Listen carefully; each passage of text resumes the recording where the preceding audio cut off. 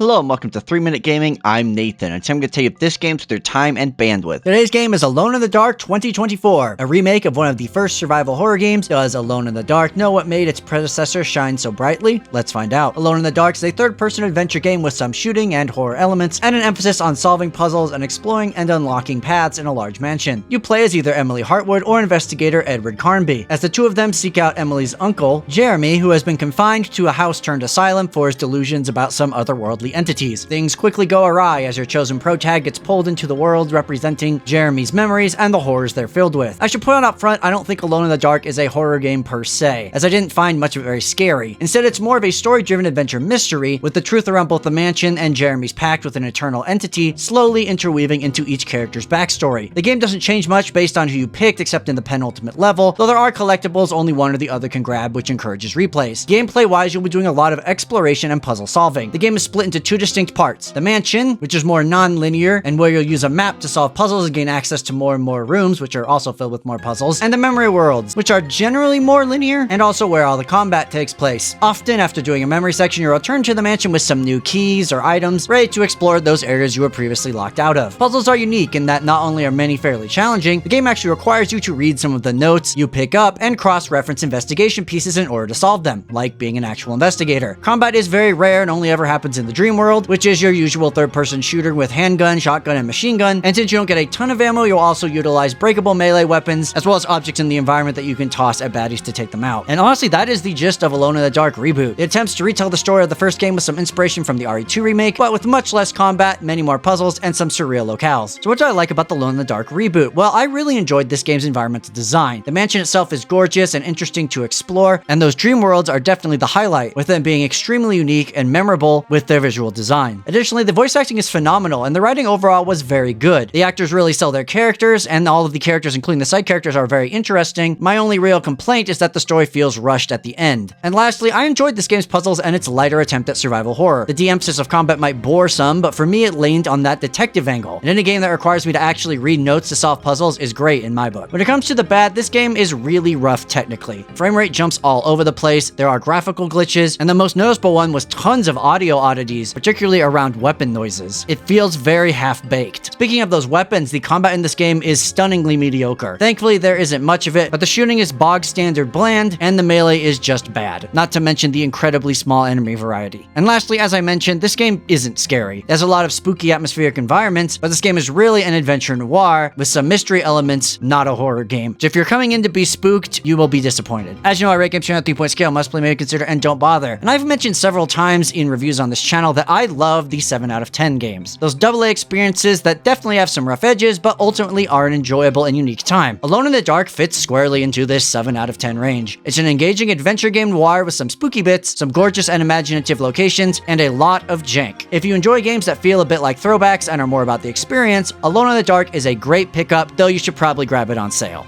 That's all I have for you today. Thank you so much for watching. Have you played this new Alone in the Dark? Have you played any of the classic ones? Please let me know in the comments. But regardless, go out there and maybe grab Alone in the Dark when it's on sale.